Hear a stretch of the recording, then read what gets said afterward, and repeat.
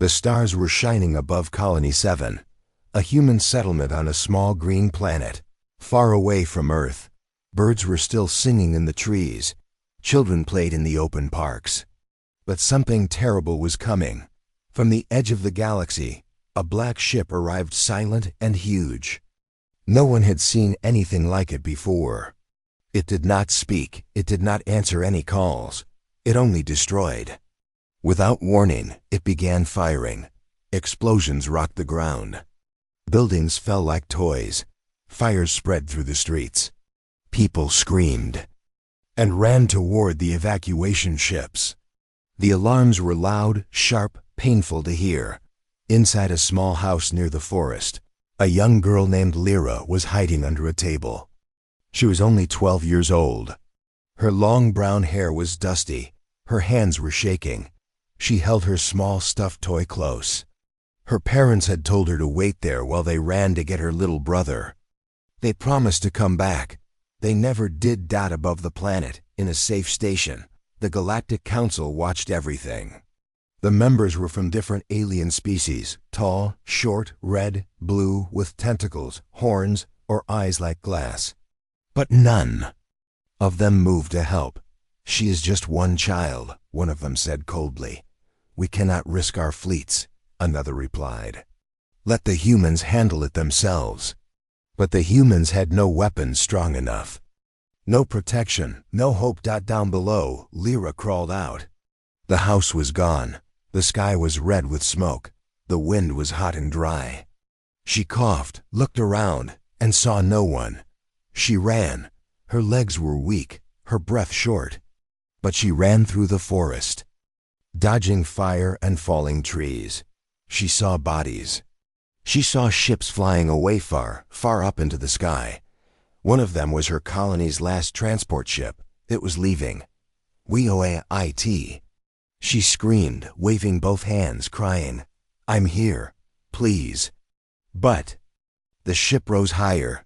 They couldn't see her, or maybe they chose not to. Lyra fell to her knees.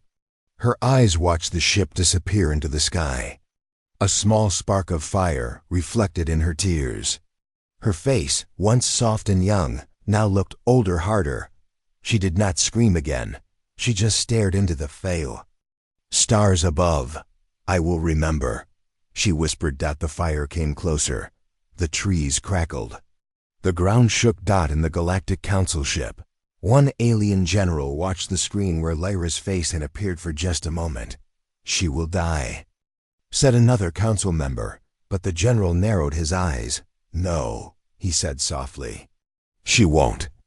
Somewhere in space, a forgotten AI probe built long ago by human explorers woke up.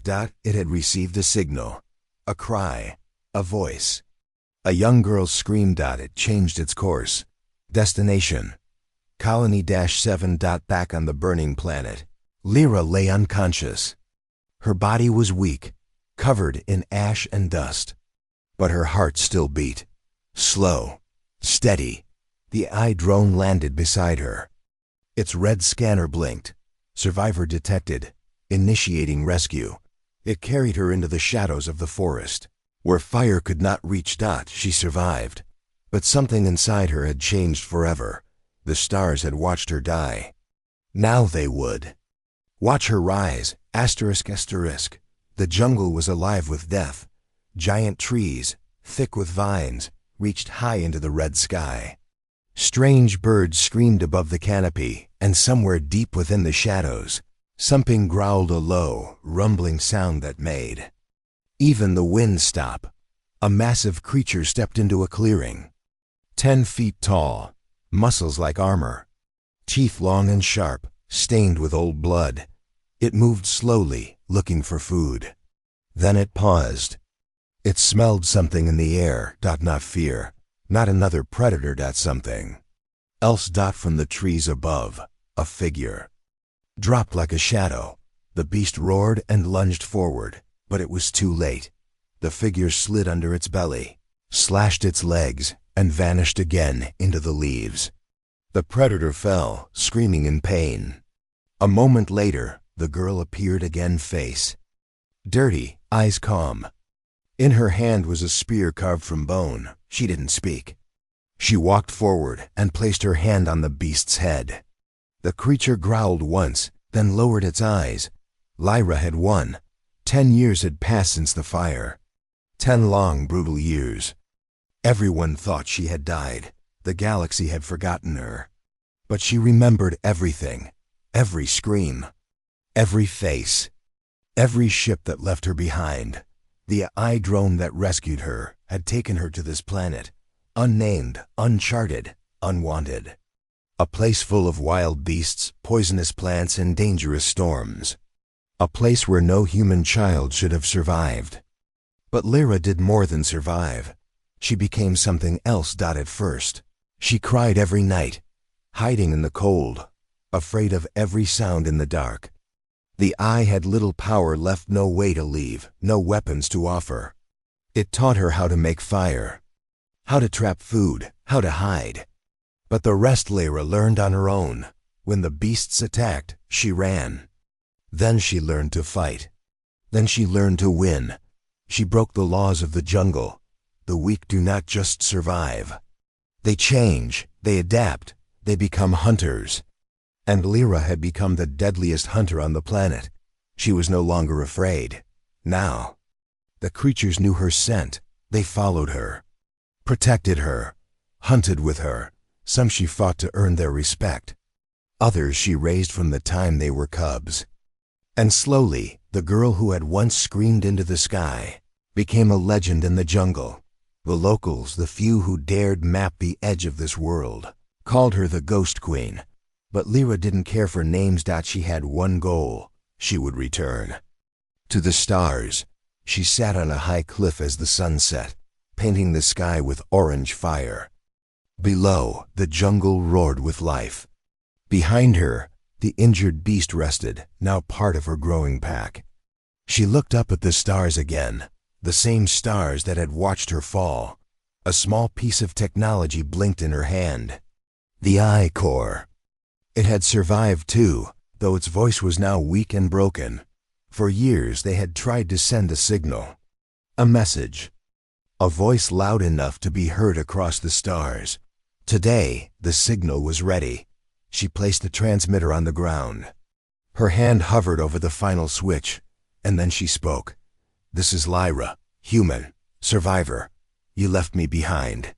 You let my home burn. You watched." She paused, breathing slow. "But I didn't die. I learned. I waited. I changed. You left a girl. But the jungle gave you something else." She flipped the switch. The signal echoed out into the stars. Far, far away.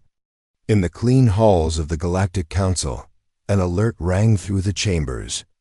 A voice, human, impossible. The members of the council gathered in silence as Lyra's words played on repeat. One alien general narrowed his eyes. He remembered her name. Others laughed nervously. "A trick," one said. "It cannot be real." But some were afraid. They had watched her die. Now, she had spoken again, and she was not alone. Silence filled the command deck of the Galactic Council cruiser Rintalis. No one spoke, no one moved. The message played again, calm, clear, unmistakably. "Human, this is Lyra, human, survivor. You left me behind. You let my home burn. You watched. Her voice echoed across the chamber like a ghost returning from the dead. One by one, the council members turned toward the center of the room, where the transmission looped on a screen. Her face, older now, worn by jungle life but unbroken, stared directly at them. "She's supposed to be dead," whispered the Zarn diplomat, her tendrils curling in fear.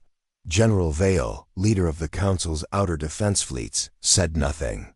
He remembered the evacuation of Colony 7. He remembered voting against helping the humans. And he remembered the girl. That girl now spoke like a commander. The message had come from a wild Zone Sector 91 Tau, a dead region filled with storms, black holes, and one uncharted planet believed uninhabitable.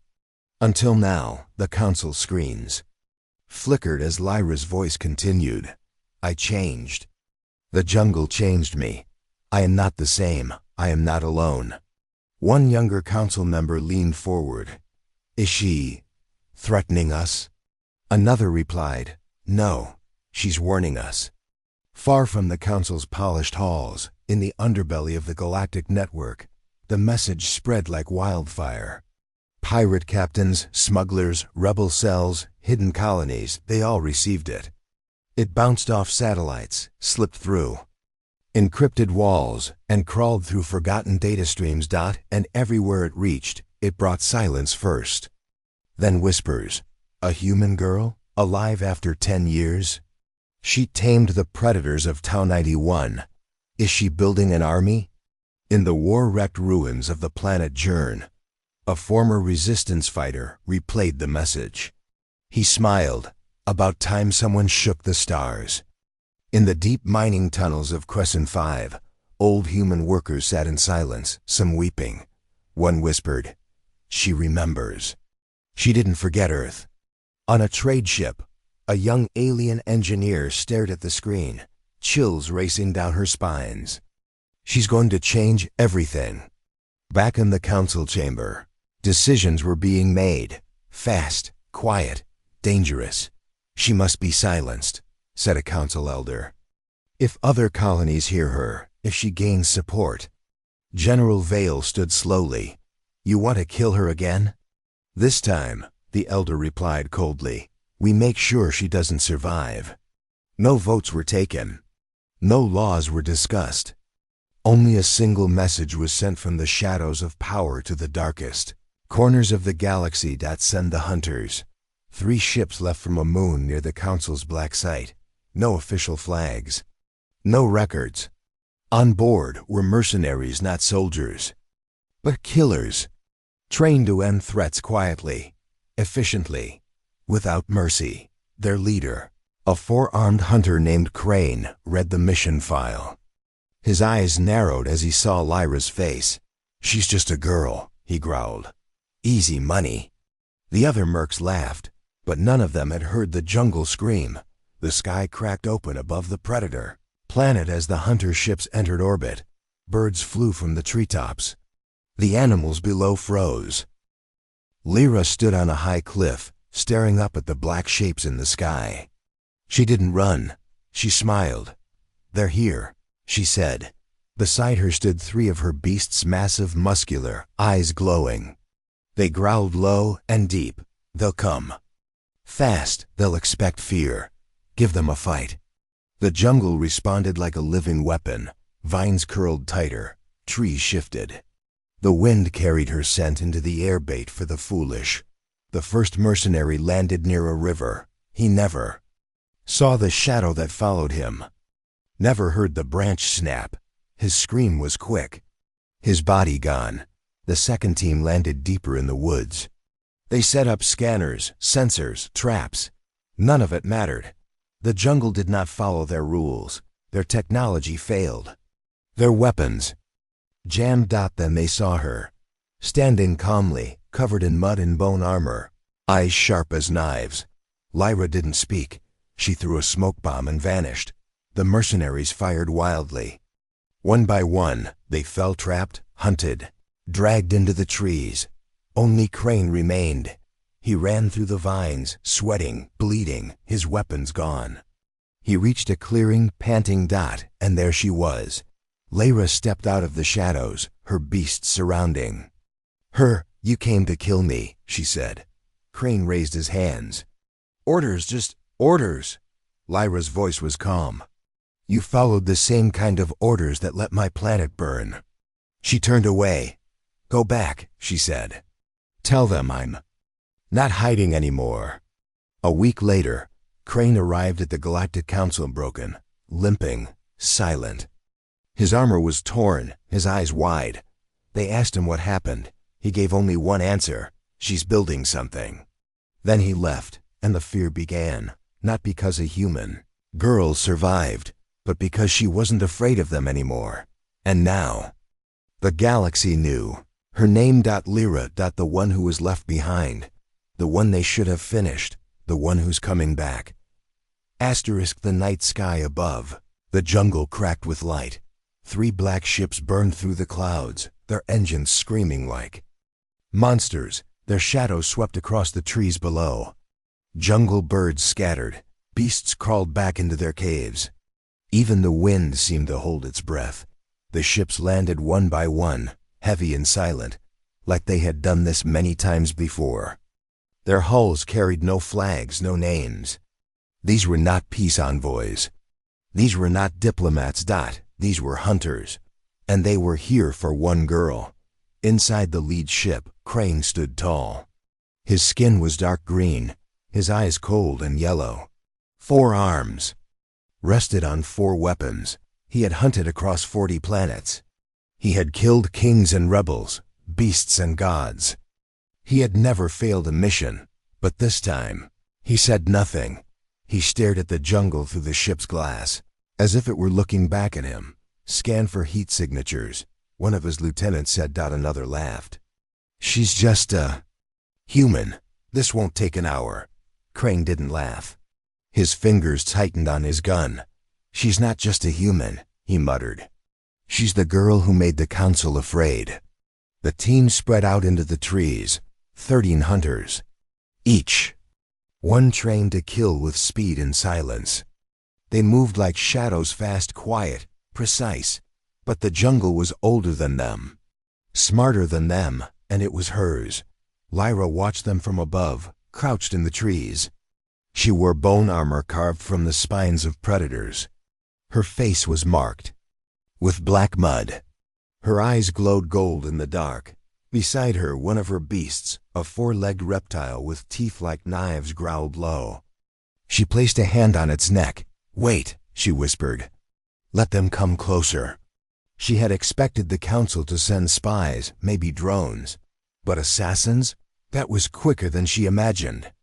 That meant they were scared. Good. Let them be scared. She pressed 2 fingers to her neck.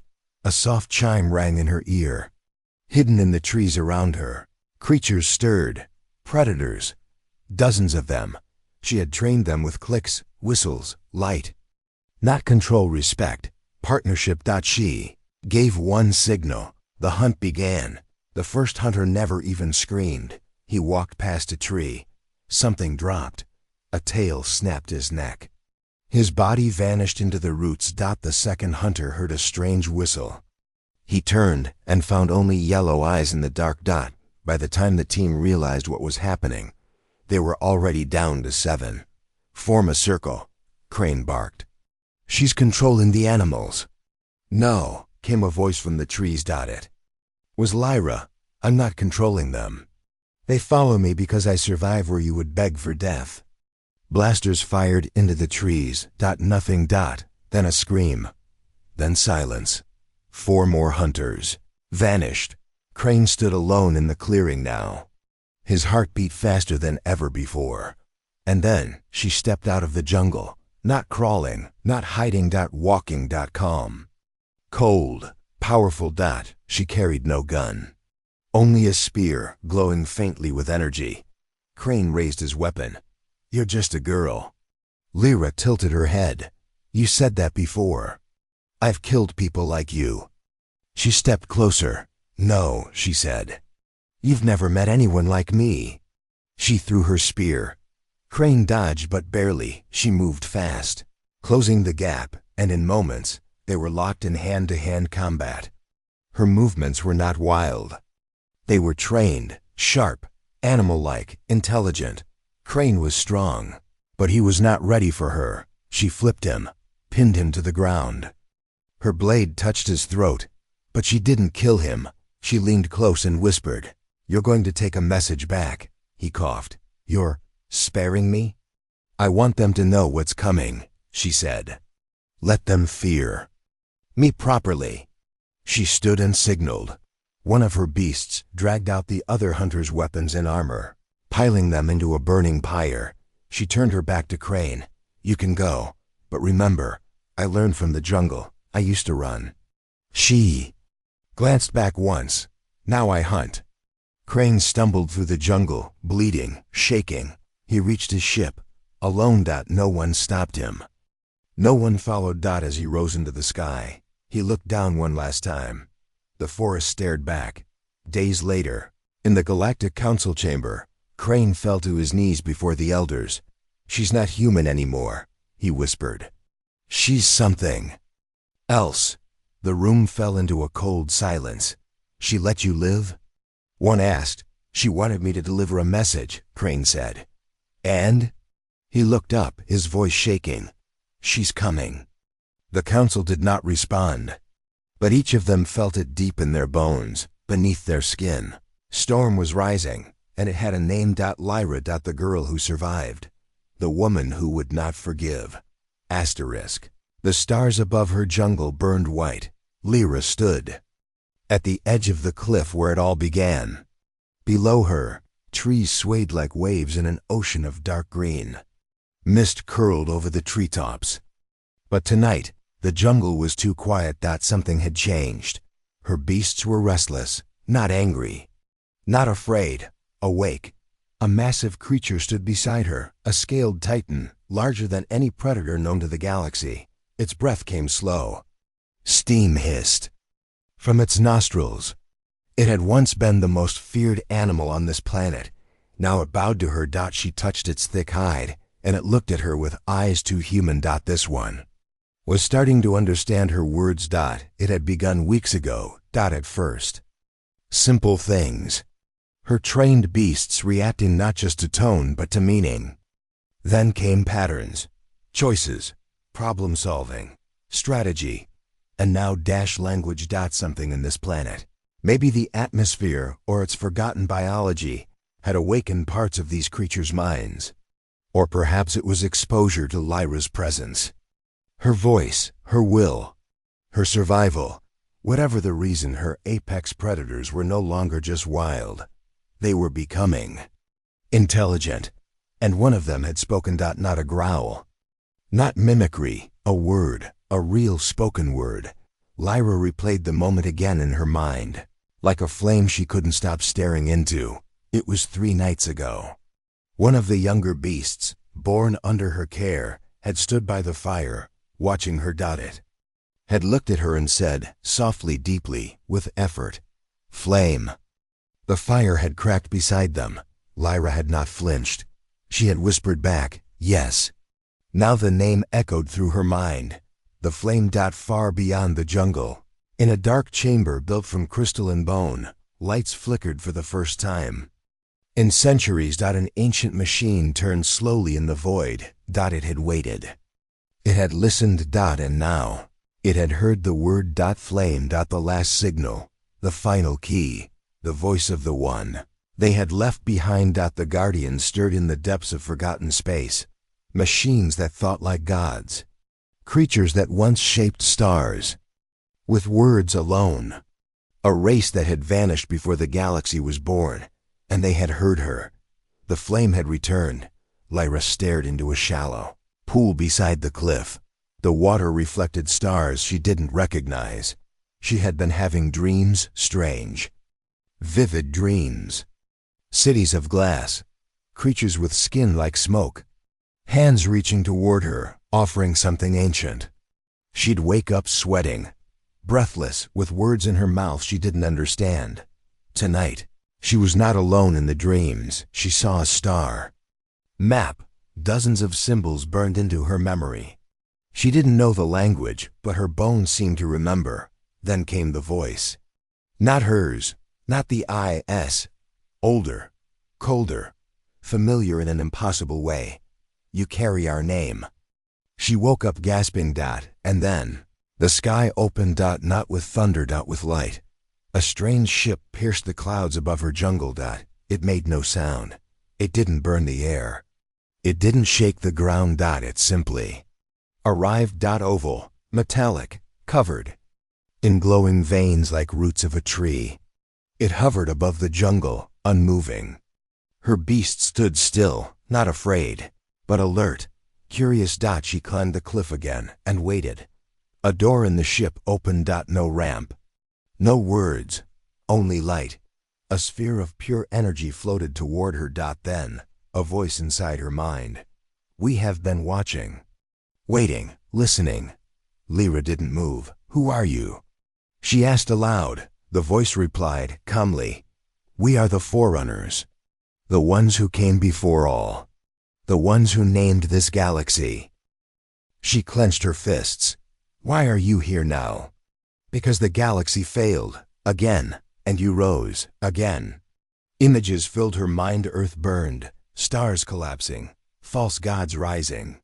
The galaxy, in cycles, destroying itself. And you, the voice said, are the flame that breaks the cycle. She frowned. "I'm not a hero. No, you are something better. A fire that burns lies.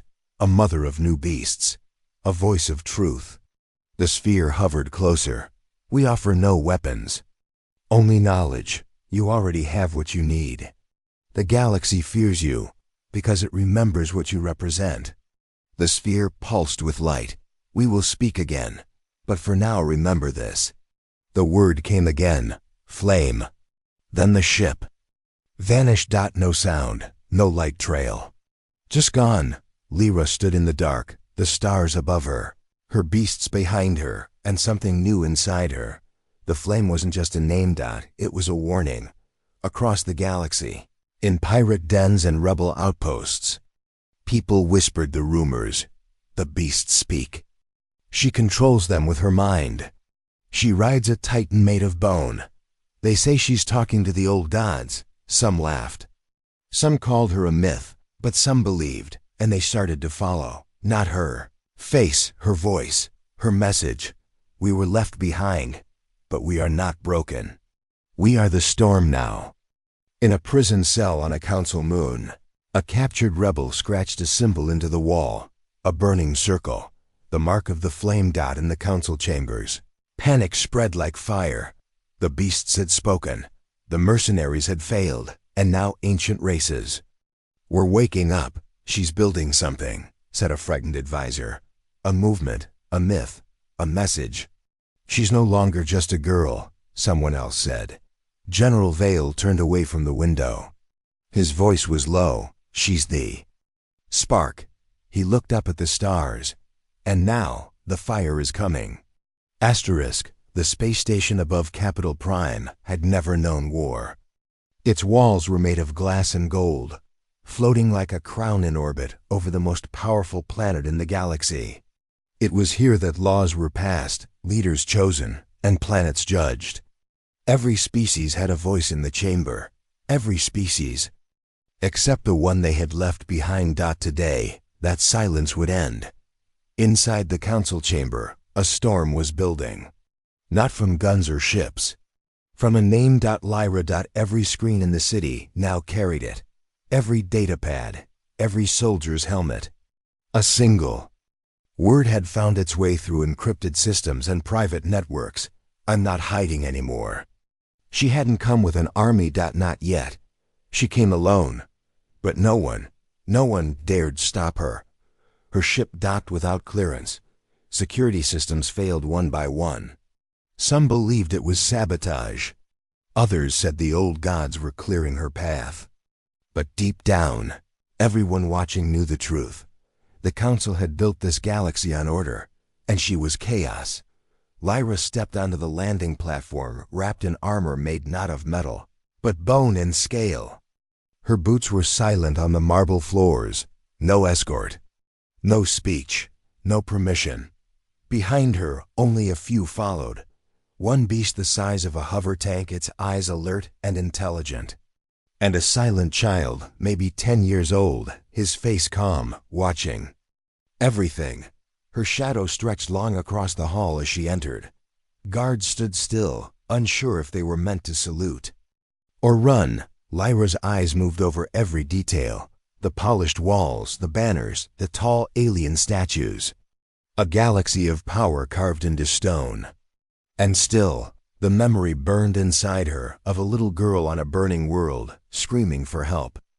As the stars turned away, she walked through the council doors as if they belonged to her. No one stopped her. Not even the general. Inside the grand chamber, voices crashed like waves. "She can't be here. This is illegal. She must be arrested at once." But when Lyra entered, The voices died. All eyes turned. She walked to the center platform, once meant only for ambassadors. She didn't ask Dot. She stood there, Dot, and then she spoke. You left me. 3 words, soft, cold, more powerful than any weapon. The council remained frozen. You watched Colony 7 burn. You recorded it, debated it, measured it against your treaties. And then you turned away. A few tried to interrupt. She raised one hand.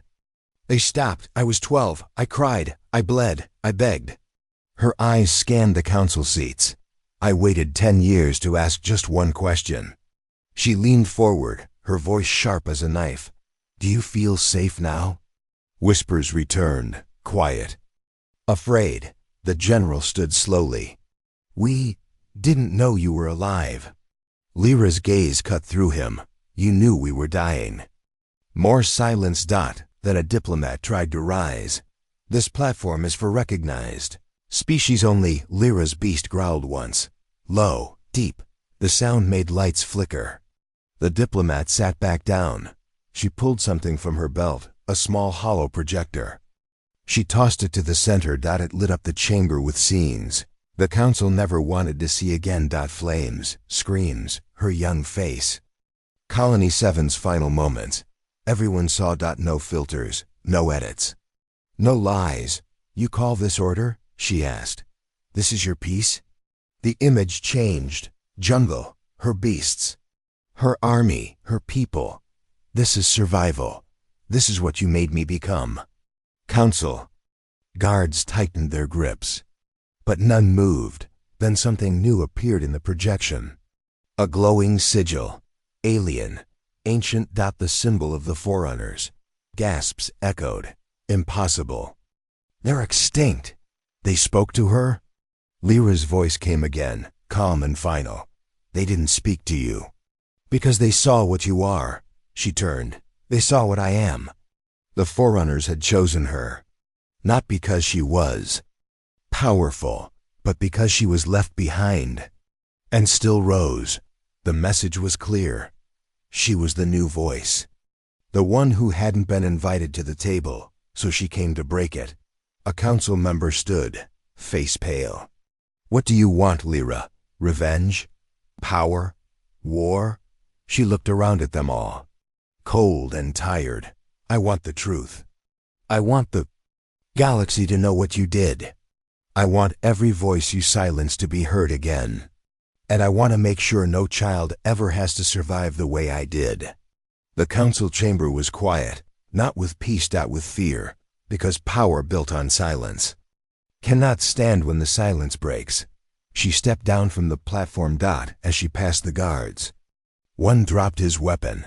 The others did not stop her, not because they were ordered, because something deeper told them not to, because they had seen her eyes, and in those eyes, they saw the future, not of machines, not of empires, of flame, in the hours. After her departure, the galaxy changed. Some planets declared neutrality. Others lowered the flags of the council and raised blank banners, waiting to see what would come next. On far colonies, her message played in every home. We are not broken. We are not silent. We are the storm now. In hidden parts of the net, her symbol began to appear, not on screens, but carved into walls, etched into ship hulls, burned into helmets. Not an army movement, born not from fire, but from silence. Broken. And loud. Back in her ship, Lyra stood beside the young boy. He watched her silently, then asked, "Did they believe you?" She didn't answer right away. Instead, she opened a small panel. Inside was a beacon, pulsing, waiting. She pressed it. "They don't need to believe," she said quietly. "They need to remember." The beacon sent a signal across galaxies, deep into lost corners of space. A call. To every forgotten human. Every exile, every survivor. The flame had arrived, and she had opened the door. The stars were listening now. Lyra's signal had been sent, not just to the rich planets, not just to the high towers of the council, but into the deep, dark corners of forgotten space. It echoed into the mining colonies where humans worked. In silence, into lost stations drifting near black holes. Into ships that hadn't flown a flag in decades. And one by one, the forgotten began to respond. Not with applause. Not with celebration, with movement, with return. The flame had called and humanity, long buried, long erased, long ignored, answered in the dust-covered ruins of Earth's last moonbase. A flicker of light broke the shadows. A woman with silver hair looked up from her workbench as her communicator lit up. The message played. Lyra's voice, calm and sharp, like a blade wrapped in silk. "We are not broken. We are the storm now." The woman stood, eyes wide, hand trembling. "She's real," she whispered. "She's real." She turned to the others. "Prepare the engines." Across the room, a dozen old humans stood up. Ex-soldiers, engineers, scientists. Faces lined with years. Eyes lit with fire. It had been a long time since they'd flown. But they remembered how. On the edge of the galaxy, where time ran slower, and ships rusted mid-flight, a man in a hidden observatory tapped a dusty console. "She did it," he said softly. He opened a secret channel. A list of names appeared. All lost, all scattered, all human. He sent the signal. "Lyra's alive. No passwords. No codes. Just truth." And truth moved faster than light. Ships rose from scrap yards. Engines that hadn't fired in decades sparked to life. Children who had never seen. Earth suddenly asked about it. And those who had survived in silence stood tall again. Not because they were ready to fight, but because they were ready to return. Not with war. With memory. In the heart of Capital Prime. The Council tried to control the collapse. She's inspiring rebellion. She's undoing everything. She's bringing the humans back. But it was too late. Not because Lyra had more weapons, but because she had something no empire could kill. Hope. She didn't need to conquer planets. She lit them up from the inside. One message, one voice. And thousands began to listen. Lyra stood aboard her ship, high above a council-controlled sector. Below her, a dozen warships waited in orbit. The council had sent them as a warning. She was supposed to stop. She didn single quotes d. Instead, she sent a broadcast. No threats. No anger. Just a girl with stars in her eyes, speaking from a command deck lined with bone and steel. "This galaxy was not built for us. But we built it anyway. You tried to forget us. But we never forgot who we were. You watched me burn. Now watch me rise." She opened her arms as the camera panned behind her. Dozens of ships emerged from hyperspace, mismatched, ancient, human, some built from broken satellites, some made of scrap and courage. All answering the call. Her call. And then the impossible happened. The warships didn't fire. One of them turned its engines off, then another. Then a third sent a private transmission. "We've been waiting."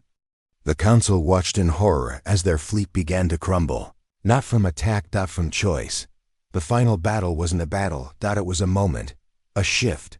A break. In a single day. Dozens of human colonies reclaimed their names. Maps were redrawn. Flags lowered. New ones raised. The symbol of the flame, a burning circle, painted on hulls, etched into stone. Drawn by children, on walls of new homes. They didn't call it a war. They called it a return. In the rebuilt chambers of the council, now surrounded by planets watching closely. Lyra didn't sit on the throne. She stood at the edge, where the old leaders once ruled. "I don't want your power," she said. "I want your silence broken. There are children still abandoned, voices still unheard, people you erased. That ends now." No one argued, because they knew. Because she had done what none of them ever could. Not by destroying. By remembering. In a quiet field far away from the stars, Lyra stood among green trees. The jungle was behind her now. The beasts still followed her, some wild, some watching from the shadows, still loyal. The boy beside her asked softly, "Is it over now?" She looked at him, her eyes tired, not from defeat, but from carrying too much truth for too long. She knelt down, brushing dust from his cheek. "No," she said. "But we're ready now." He nodded, small but certain. "Will they try to hurt us again?" Lyra looked up at the sky, so wide, so full of stars, so full of watchers.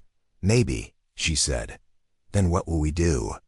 She stood tall, strong, smiled, not a soft smile, but the kind born from fire. "We'll remind them."